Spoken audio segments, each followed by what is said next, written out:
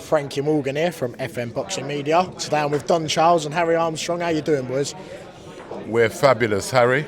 Very, very well, thank you. Yeah, so obviously Dirty Harry, we've just heard. The new nicknames come along. Yeah. Roy Jones has said you sound American. Where did the nickname Dirty Harry actually come from? It's something that's been floating around for a while. Don kind of cooked it up whilst we were training one day. I think it was after a sparring session.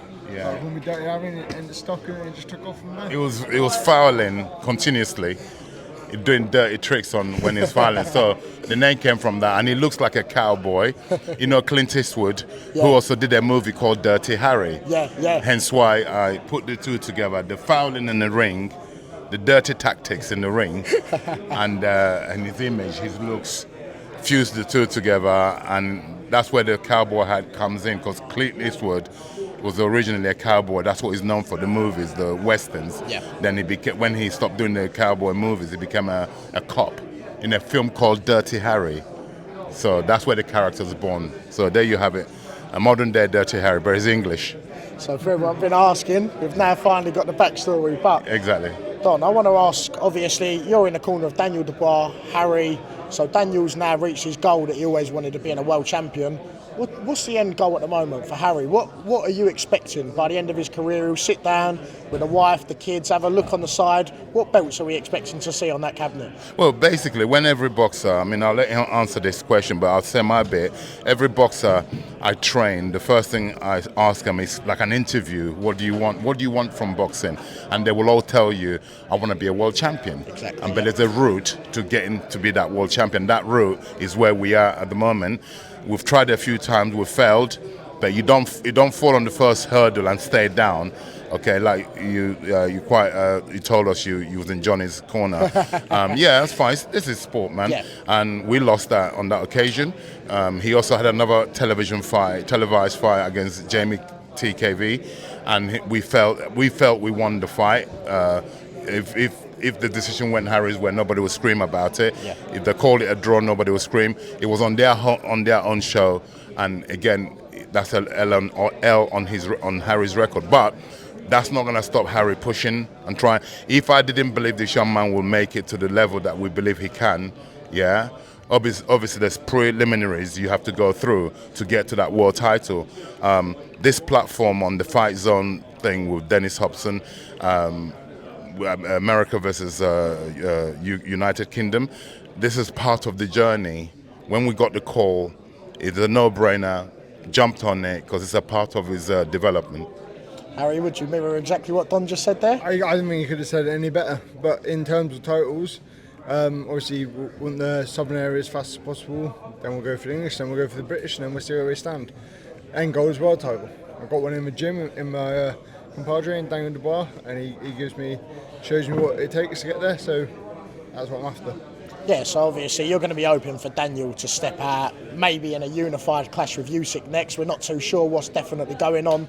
But if Daniel is unified and Harry gets to undisputed. the level... Yeah, well, undisputed, yeah. If he's undisputed, where do you go from there when Harry gets up to the level? Well, that's a good position or good thing to happen, and it's a good problem to deal with. Please make sure that happens. Oh, yes. Yeah, we're working hard making sure that we'll let you know when we get But that's Hall of Fame for a coach, cemented without foul. If that's the situation, I don't think anyone can take that away. But could that be a fight that could happen if Harry's at the level, Daniel's still at the level?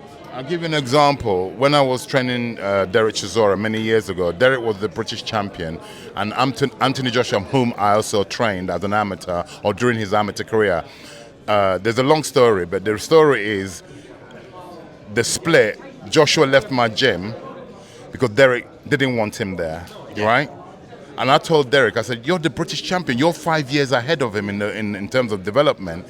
He's never going to fight you. But guess what? Joshua caught up and overtook. And look at Joshua today, one of the biggest things in world boxing, two-time world champion. And look at Derek. Derek was 5 years ahead of him. That's how these things can happen. Exactly. So if it happens, it happens. And I'll take on anyone. It'll be down to Don to make that decision when it happens. Yeah, so obviously Anthony Joshua, you've just mentioned, trained years ago. You've obviously still got a lot of love there for Anthony Joshua. Most definitely, forever, ever obviously, devastating knockout from Daniel in that That's fight. boxing. It's boxing. Of course, yeah. So What do you want next for Anthony Joshua? I know that you're not his manager and you can't exactly put things in place for him, but what would you like to see from him? I'd like to see him fight Fury. Yeah. First and foremost, and then decide after that, because they've gone to the top, 2-time world champion. He wants to be a 3-time world champion. If it's his destiny, from the minute he gloved up, he was destined to become who he now became. If it's his destiny to be a 3-time world champion, then he will do it. But me personally, asked me what would I like to see. I think the whole country want to see him fight.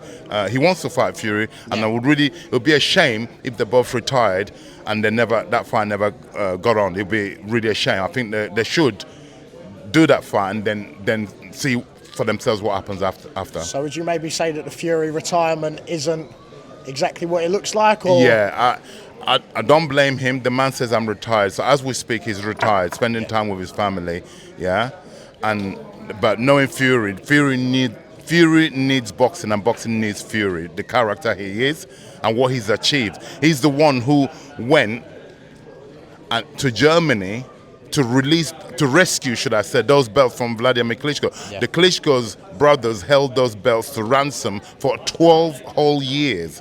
So you have to credit Fury. He went over there to Germany, to a foreign land, to rescue those belts, then for everybody then to start having those belts.